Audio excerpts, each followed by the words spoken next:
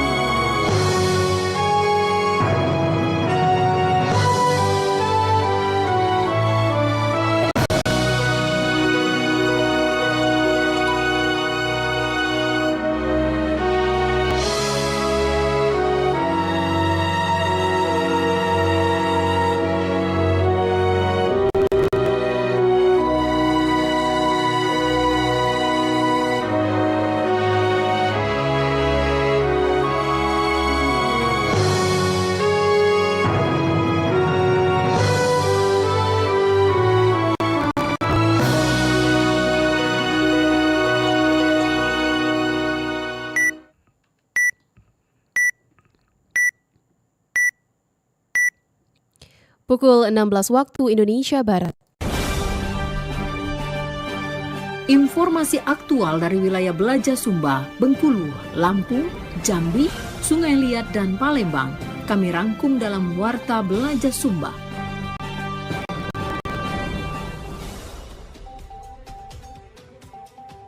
Pembuangan sampah serta limbah yang tidak bertanggung jawab di badan perairan ini menjadi hal yang harus kita perhatikan bersama-sama untuk skala makro. Untuk skala mikronya tentu aktivitas perorangan yang berkaitan dengan bahari.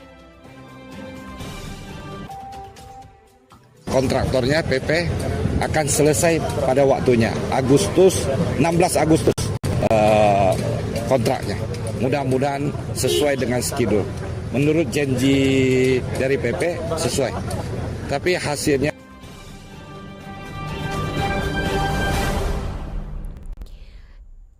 Itulah diantaranya informasi yang kami hadirkan sore hari ini, Senin 8 Juni 2026, yang berhasil dihimpun tim redaksi RRI Palembang. Bersama saya, Alvina Damayanti, inilah Warta Belaja Sumba selengkapnya. Pendengar, kami awali Warta Berita Belaja Sumba hari ini dari Bumi Rafflesia, Bengkulu. Pasar Bembah tepi, Taba Penanjung, Tebingo tinggi, sembah disusun 10 jari, pertanda adat pemagar negeri. Jauh nian, pasar Bintuhan dari Jenggang. Pendengar, capaian cek kesehatan gratis di Kota Bengkulu masih rendah. Yan Berlian, RRI Bengkulu. Dinas Kesehatan Kota Bengkulu terus berupaya meningkatkan cakupan program cek kesehatan gratis yang merupakan salah satu program prioritas pemerintah di bidang kesehatan. Salah satu langkah yang akan dilakukan adalah memperluas layanan pemeriksaan kesehatan gratis kepada masyarakat agar akses terhadap layanan kesehatan semakin mudah dan merata. Hingga saat ini capaian program CKG di Kota Bengkulu masih tergolong rendah. Berdasarkan data Dinas Kesehatan Kota Bengkulu, dari total 400.000 jiwa penduduk Kota Bengkulu, baru sebanyak 15.149 orang yang tercatat telah mengikuti program tersebut. Jumlah itu setara dengan sekitar 2,6% dari total sasaran yang ada. Sementara itu, pemerintah menargetkan capaian program CKG dapat menjangkau hingga 45% dari total jumlah penduduk. Dengan capaian yang masih jauh dari target tersebut, Dinas Kesehatan Kota Bengkulu terus melakukan berbagai upaya percepatan agar semakin banyak masyarakat yang mendapatkan layanan pemeriksaan kesehatan secara gratis. Kepala Dinas Kesehatan Kota Bengkulu, Nelly Hartati, menjelaskan bahwa rendahnya capaian yang tercatat saat ini bukan disebabkan kurangnya antusiasme masyarakat. Menurutnya, minat warga untuk mengikuti program pemeriksaan kesehatan gratis sebenarnya cukup tinggi. Namun, terdapat kendala teknis yang mempengaruhi proses pendataan dan pelaporan hasil pelayanan. Salah satunya adalah sistem aplikasi penginputan data yang digunakan secara nasional sering mengalami gangguan atau error, sehingga proses pencatatan peserta tidak dapat berjalan maksimal. Untuk kegiatan CKG di Kota Bengkulu, pada pelaksanaan kegiatannya di tiap event di masyarakat itu kita sudah melakukan secara maksimal lah di 20 puskesmas kesehatan itu yang ada di wilayah Kota Bengkulu. Tapi mirisnya di pelaporannya kami itu masih tercatat yang terendah di 10 kabupaten kota. Itu menjadi bahan evaluasi kami bersama kementerian, dinas kesehatan provinsi dan kami. Sebagai bagian dari strategi percepatan, Dinkes Kota Bengkulu juga akan memperluas cakupan layanan dengan melibatkan lebih banyak fasilitas kesehatan serta meningkatkan sosialisasi kepada masyarakat. Langkah ini dilakukan agar warga semakin memahami manfaat program CKG dan terdorong untuk memanfaatkan layanan tersebut. Dinas Kesehatan Kota Bengkulu berharap kendala pada sistem pelaporan dapat segera teratasi sehingga data capaian program dapat terinput secara maksimal. Yan Berlian, RRI Bengkulu melaporkan. Pendengar dari Bengkulu, kami menuju ke RRI Sungai Liat.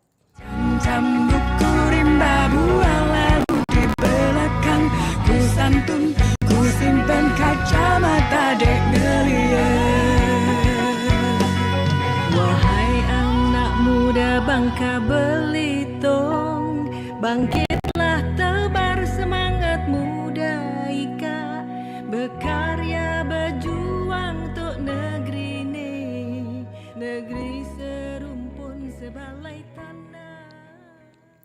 Hari Laut Dunia, aktivis lingkungan Becak Babel mengajak masyarakat menjaga kelestarian perairan dari ancaman sampah. Berikut laporan Ratna Agusari, RRI Sungai Liat. Baik pendengar, di mana peringatan Hari Laut Dunia menjadi momentum penting untuk meningkatkan kesadaran masyarakat dalam menjaga kelestarian perairan dari berbagai ancaman kerusakan lingkungan, terutama pencemaran sampah yang masih menjadi persoalan serius di wilayah pesisir dan laut. Disampaikan Ketua Komunitas Penggiat Lingkungan Bangka Environment Creative Activist of Kawa Becak Bangka Belitung, Arinda Unigraha mengatakan pelestarian wilayah perairan tidak bisa dilakukan oleh pemerintah semata, melainkan membutuhkan keterlibatan seluruh elemen masyarakat. Menurutnya, laut dan perairan merupakan habitat bagi beragam biota yang memiliki peran penting dalam menjaga keseimbangan ekosistem. Karena itu, berbagai aktivitas yang berpotensi merusak lingkungan harus menjadi perhatian bersama. Tentunya praktik-praktik seperti illegal fishing, illegal mining, dan juga pembuangan sampah serta limbah yang tidak bertanggung jawab di badan perairan ini menjadi hal yang harus kita perhatikan bersama-sama untuk skala makro. Untuk skala mikronya tentu aktivitas perorangan yang berkaitan dengan bahari atau pariwisata biasanya di perairan ini juga harus terkontrol agar tidak menimbulkan kerusakan serta timbunan sampah liar di sekitar wilayah perairan. Arinda juga menuturkan ancaman terhadap kelestarian laut tidak hanya berasal dari aktivitas di perairan seperti praktik illegal fishing dan illegal mining, tetapi juga dari aktivitas di daratan yang berdampak langsung terhadap kualitas lingkungan laut. Menurutnya saat ini pemerintah telah memiliki berbagai regulasi yang mengatur pemanfaatan ruang laut dan perlindungan ekosistem perairan. Regulasi tersebut menjadi pedoman agar pemanfaatan sumber daya laut dapat dilakukan secara berkelanjutan tanpa merusak lingkungan. Menurutnya, menjaga kesehatan laut sangat penting karena selain menjadi sumber mata pencarian masyarakat pesisir, laut juga memiliki peran besar dalam menjaga kualitas lingkungan global termasuk sebagai satu penyumbang oksigen bagi kehidupan di bumi.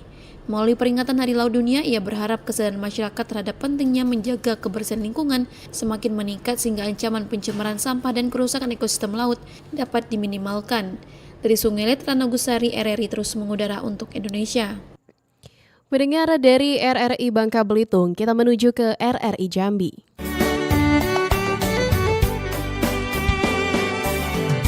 Dari ujung Jambung sampai Durian Takuk Raja, dari Sialang Belantak Besi hingga Bukit Tambun Tulang. Itulah negeri Jambi.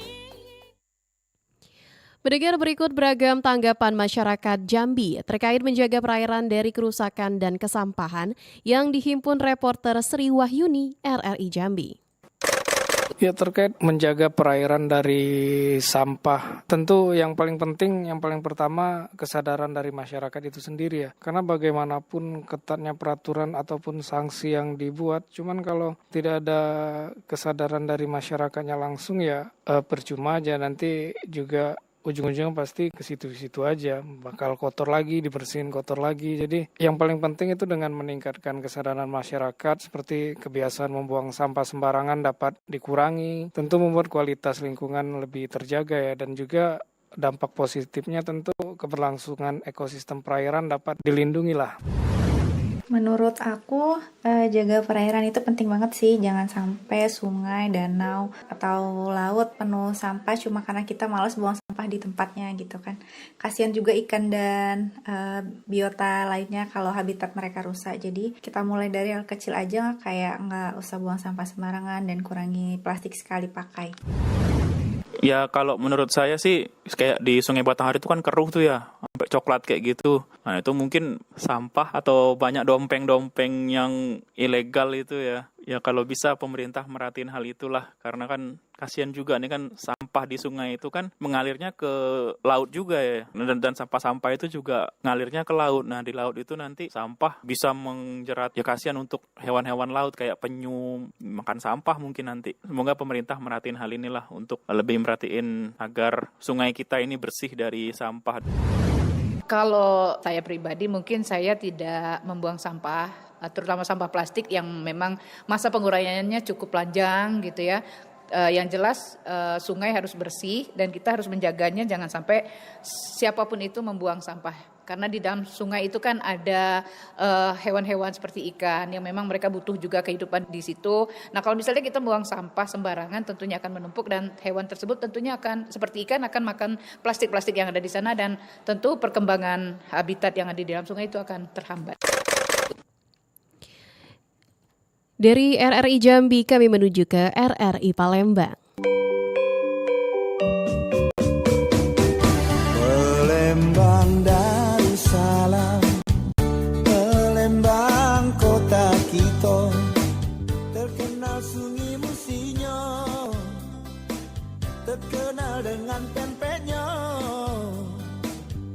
jembatan Ampera yang anggun, masjid agungnya yang cindo, menambah terkenalnya.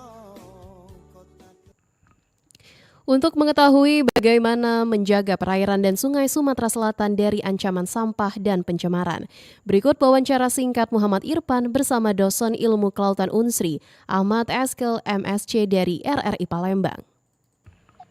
Halo, Assalamualaikum Pak Ahmad. Halo, Salam. Ya Kak? Mas Ahmad, boleh nggak Mas minta pendapat Mas? Besok kan merupakan Hari Laut Sedunia Mas. Menurut Mas bagaimana sih Mas kondisi kualitas perairan di sungai di Sumatera Selatan Mas? Ini seperti apa Mas kondisinya? Baik, yang saya tahu kondisi perairan di Sumatera Selatan ya, khususnya penelitian saya lagi fokus ke Sungai Musi dan muara Sungai Musi yang berada di Sungsang ya. Ya. Jadi itu sekarang kan Sungai Musi itu kan sudah terpapar kontaminasi dari zat pencemar. Jadi zat pencemar itu banyak nih yang mengkontaminasinya. Salah satunya adalah logam berat, pestisida, PAH, dan yang paling krusial sekarang adalah sampah plastik. Ya, sampah yang paling krusial sekarang, sampah plastik. Dan dari penelitian saya itu dari 2018 sampai sekarang itu kan penelitian sampah plastik fokusnya ke mikroplastik Mas, ke mikroplastik. Jadi di Sumatera Selatan itu mikroplastik itu tidak hanya ada di air saja, tapi sudah mengendap di sedimen dan bahkan itu sudah masuk ke dalam organisme yang ada di perairan, misalkan ke ikan. Malahan salah satu di kolega saya di fakultas di jurusan itu menemukan mikroplastik ada di dalam ikan tubuh dan di dalam kerang. Ya, ikan yang didapat oleh warga nelayan di Sungsang Mas. Itu jadi seperti itu sekarang. Dan penelitian terakhir saya yang telah dipublish di jurnal terindeks nasional Sinta 3 itu mikroplastik itu ditemukan sekarang itu ditemukan di Sungai Musi dan di air di sedimennya juga. Malah kami menduga dan mengindikasikan bahwa mikroplastik itu tidak hanya dia sendiri, tapi juga beragregat atau berikatan dengan zat-zat organik lainnya. Misalkan mikroplastik adanya zat-zat lain, misalkan dari pestisida, dari organik, misalkan dari logam berat, PAH itu yang berikatan dengan mikroplastik.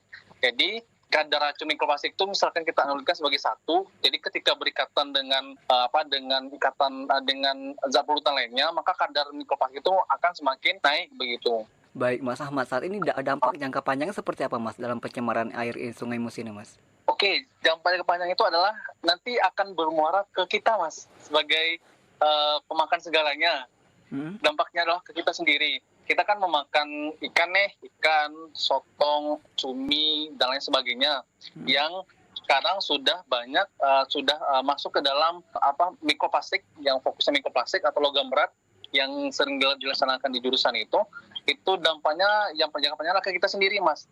Dan salah satu artikel ketika saya studi S2 di Cina kemarin, malah ada ditemukan mikroplastik di tubuh manusia dan di urin manusia Mas ketika sampai S2 kemarin. Jadi mikroplastik itu dapatnya adalah dari ikan, dari konsumsi ikan yang kita makan, dari dapatnya dari nelayan gitu. Jadi ketika ada namanya penyebaran secara sebarannya secara rantai makanan. Jadi ketika masuk pertama di plankton makan ikan kecil, ikan kecil makan ikan besar dimakan oleh kita, dan akhirnya terakumulasi di tubuh manusia. Yang efek jangka panjangnya akan mengakibatkan ada namanya kanker Mas, karena dia akan menyumbat pembuluh darah, lama-lama akan menjadi kanker seperti itu. Muhammad, dalam rangka memperingati Hari Laut Sedunia ini Mas, langkah apa sih yang harus kita lakukan sebagai langkah efektif Mas untuk meningkatkan kesadaran masyarakat yang lebih peduli terhadap kebersihan sungai dan juga laut Mas?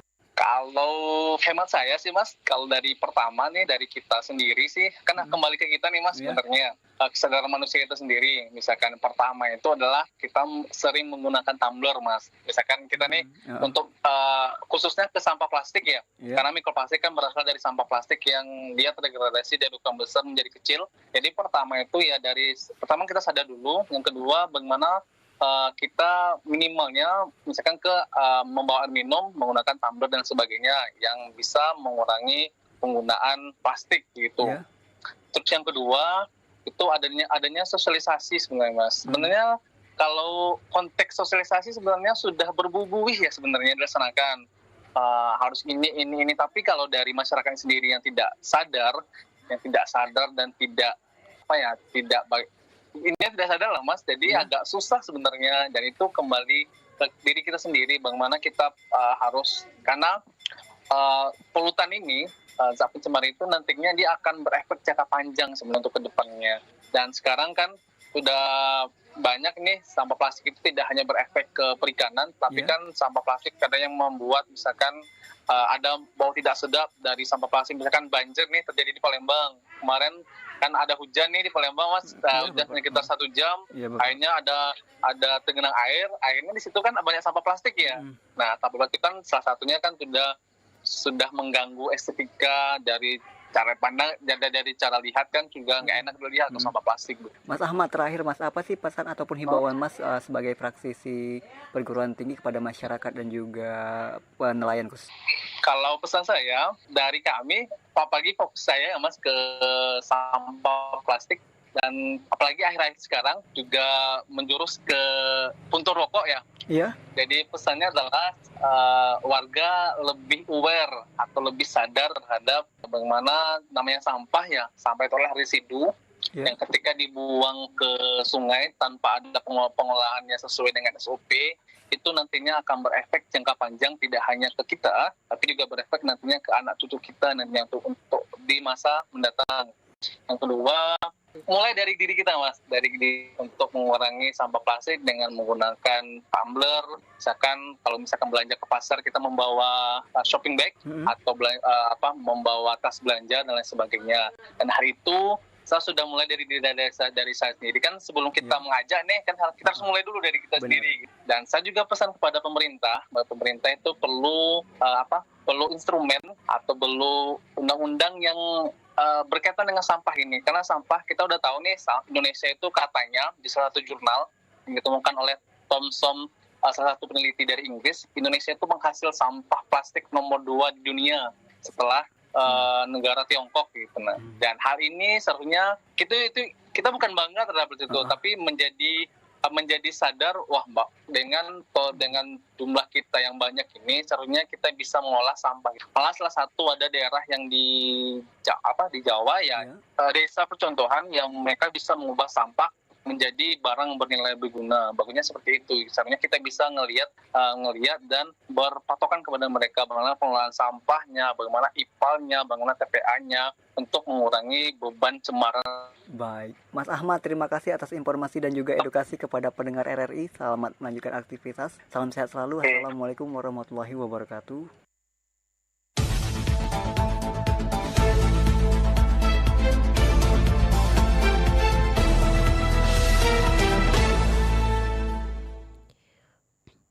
Pendengar dari RRI Palembang, kami menuju ke RRI Bintuhan. Pasar Bembah, dusun tepi, Tabah Penanjung, Tebingo tinggi, sembah disusun 10 jari, pertanda adat pemagar negeri. Jauh nian Pasar Bintuhan dari Kuartir Cabang Pramuka Kaur terus mematangkan persiapan peserta Jambore Nasional 2026 perwakilan daerah. Rohil Minata, SP Bintuhan. Kuartir Cabang atau Kuarcap Gerakan Pramuka Kaur tengah menggencarkan persiapan untuk mengikuti Jambore Nasional atau Jamnas ke-12 yang dijadwalkan berlangsung di Bumi Perkemahan dan Geraha Wisata Cibubur, Jakarta Timur pada Agustus mendatang.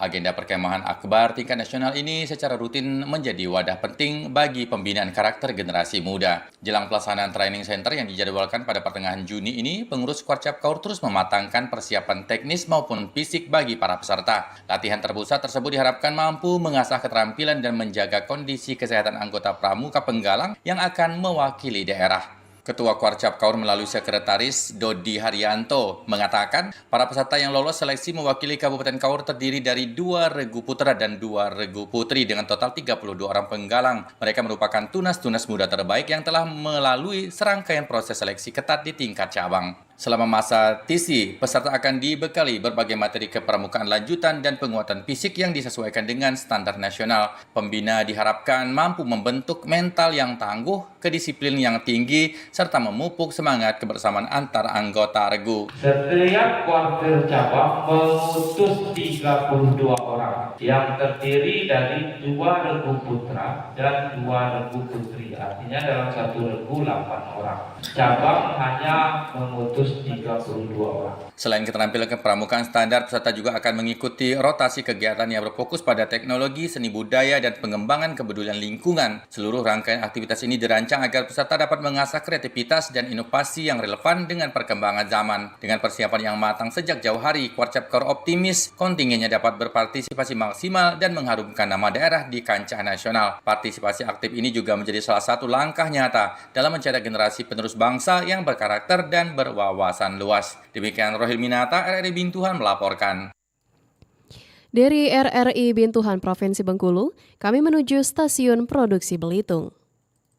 Jam buku rimba buah lalu di belakang, ku santun, ku simpen kacamata dek ngeliat. Wahai anak muda Bangka Belitung, bangkitlah tebar semangat muda ika, berkarya berjuang untuk negeri ini, negeri serumpun sebalai tanah. Pendengar, progres pembangunan SMA Unggul Garuda Baru yang berlokasi di Kecamatan Kelapa Kampit, Kabupaten Belitung Timur hampir mencapai 50%. Septrianingsi, RRI SP Belitung. Perkembangannya jauh lebih baik lah. Dan tadi juga sudah disampaikan sudah 40 sekian persen. Tapi janji pembangunan SMA Unggul Garuda baru yang berlokasi di Kecamatan Kelapa Kampit, Kabupaten Belitung Timur terus menunjukkan progres positif. Hingga awal Juni 2026, pembangunan sekolah unggulan yang menjadi bagian dari program nasional tersebut telah mendekati 50%. Bupati Belitung Timur Kamarudin Muten mengatakan perkembangan pembangunan SMA Unggul Garuda mengalami kemajuan yang cukup signifikan, baik dari sisi struktur bangunan maupun fasilitas pendukung yang sedang dikerjakan. Perkembangan yang cukup terlihat tampak pada bangunan asrama putra yang telah berdiri dan selesai pada tahap pemasangan atap. Progres tersebut menjadi salah satu indikator percepatan pembangunan yang dilakukan, sehingga diharapkan seluruh pekerjaan dapat rampung sesuai jadwal. Kontraktornya PP akan selesai pada waktunya, 16 Agustus kontraknya. Mudah-mudahan sesuai dengan schedule. Menurut janji dari PP sesuai. Tapi hasilnya sangat baik. Tinggal kita pembebasan jalan masih ada satu alur lagi. Kalau sudah pembebasan itu sudah selesai. Kalau pembebasan itu tanggung jawab. Tapi untuk bikin jalan masuknya dari mereka. Kamarudin menjelaskan lebih lanjut sesuai dokumen perjanjian kerja, masa kontrak pembangunan fisik SMA Unggul Garuda dijadwalkan berakhir pada 16 Agustus 2026. Pemerintah daerah pun berharap proses pengerjaan dapat berjalan sesuai target sehingga seluruh fasilitas utama dapat segera dimanfaatkan. Dari Manggat, Belitung Timur, Septrianingsi, RRI terus mengudara untuk Indonesia.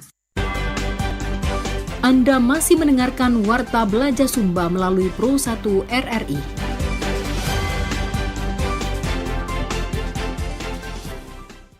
Pendengar dari Belitung, kami menuju stasiun produksi Waikanan. Wai besai wai umpun, mula jadi Waikanan, igo pakuan khatu, wai ruang sehaluan.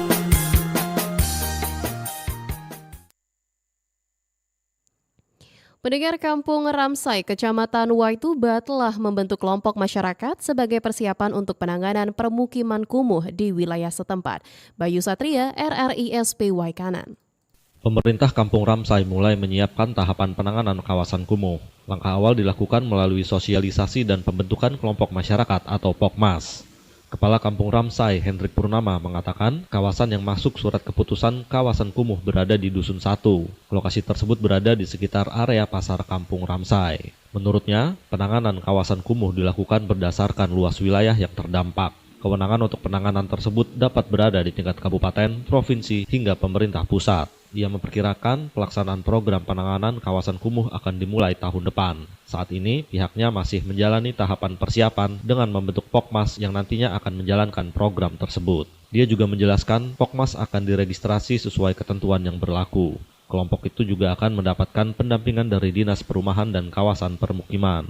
Menurutnya, bantuan pemerintah merupakan bentuk kepedulian terhadap masyarakat. Dukungan tersebut diarahkan untuk menyelesaikan berbagai indikator kawasan kumuh. Nah, dalam hal ini, Kampung Ramsai yang di-SK-kan itu di Dusun 1, tepatnya Pasar Kampung. Kemungkinan besar pekerjaannya akan dilakukan di tahun depan. Ini kegiatan sosialisasi, setelah ini nanti kita akan pembentukan Pokmas. Nah, Pokmas inilah yang nanti kemudian akan menjalankan program di tahun depan terkait dengan rencana penyelesaian daerah kumuh di wilayah yang sudah di-SK-kan tersebut. Ini salah satu bentuk kepedulian dari pemerintah terhadap warga masyarakat di Kampung Ramsai untuk menyelesaikan permasalahan indikasi daerah kumuh tersebut.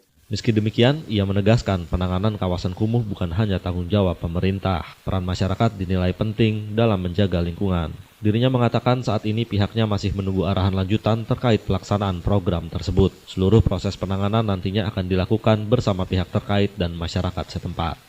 Dari Waikanan, Bayu Satria melaporkan, RRI terus mengudara untuk Indonesia. Pendengar dari Waikanan, kami menuju ke Sungai Penuh.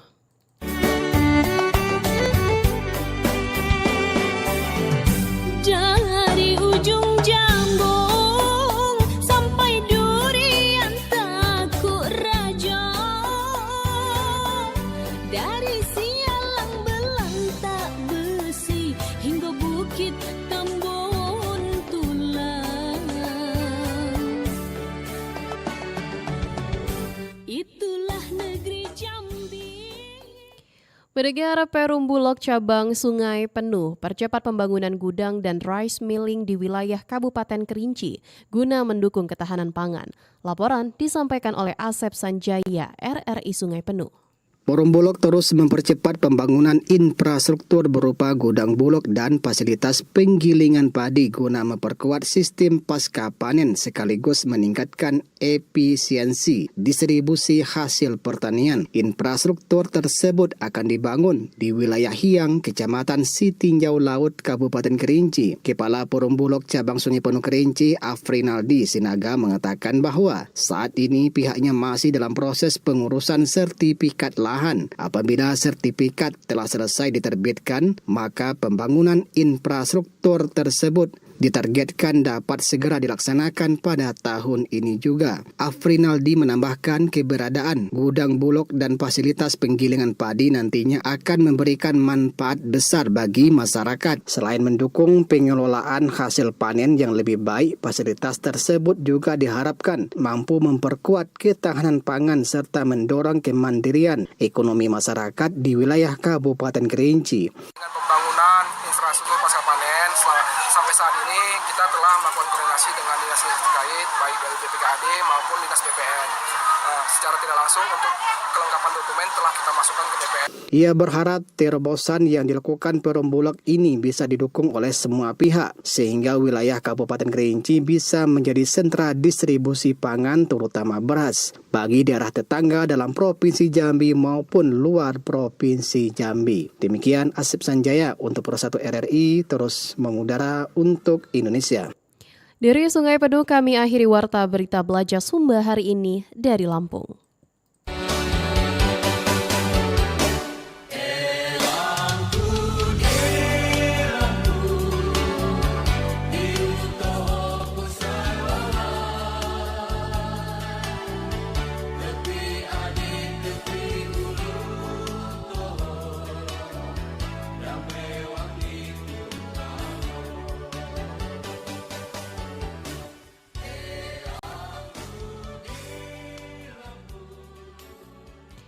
Pendengar, Satuan Tugas Percepatan Program Makan Bergizi Gratis Provinsi Lampung meminta calon mitra tidak mudah percaya terhadap tawaran pembayaran untuk mendapatkan titik lokasi Satuan Pelayanan Pemenuhan Gizi atau Dapur MBG.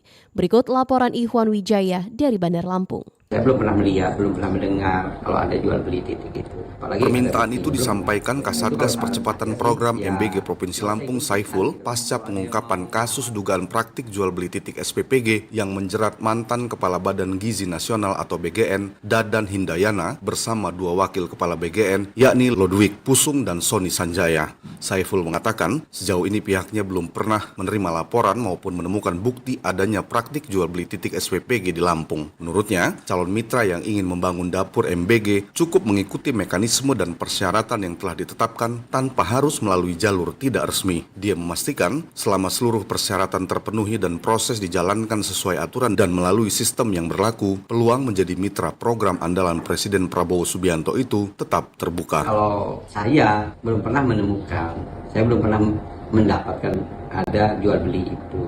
Dan itu bisa saya pastikan kalau di saya belum pernah melihat, belum pernah mendengar kalau ada jual beli titik itu. Apalagi ada buktinya, belum pernah. Oleh karena itu kalau saran saya sih, ya nggak usah ikut-ikutan gitu loh. Kalau ada yang mau menawarkan segala macam, ya lempeng-lempeng aja. Kalau memang main di sistem, memang di sistem aja gitu loh. Kalau memang dia sudah memenuhi syarat dan sebagainya, saya yakin juga dia bisa, tanpa harus bayar-bayar gitu. Dan itu yang saya ketahui selama ini. Saiful menambahkan, Satgas MBG daerah tidak memiliki kewenangan dalam proses pendaftaran dapur maupun penentuan titik lokasi SPPG. Namun berdasarkan petunjuk teknis, setiap dapur MBG harus memenuhi sejumlah ketentuan, termasuk jumlah penerima manfaat dan jangkauan pelayanan. Terkait pembukaan maupun penutupan pendaftaran titik SPPG, Saiful menegaskan kewenangan tersebut sepenuhnya berada di bawah BGN. Di tengah munculnya kasus yang sedang ditangani Kejaksaan Agung, Saiful memastikan pengawasan terhadap pelaksanaan program MBG di Lampung tetap berjalan sebagaimana mestinya. Pengawasan penting dilakukan agar berbagai kendala maupun pelanggaran yang muncul di lapangan dapat segera diketahui dan ditindaklanjuti. Selain itu, Satgas daerah juga belum mendapatkan arahan secara khusus dari pimpinan BGN yang baru. Namun, Saiful mendapat informasi ini, BGN sedang melakukan evaluasi menyeluruh terhadap pelaksanaan program MBG secara nasional. Dari Bandar Lampung, Ikhwan Wijaya melaporkan, RRI terus mengudara untuk Indonesia. Pendengar, laporan dari Bandar Lampung tadi mengakhiri Warta Belaja Sumba hari ini, Senin 8 Juni 2026. Atas nama kerabat kerja yang bertugas, saya Alvina Damayanti, selamat sore dan sampai jumpa.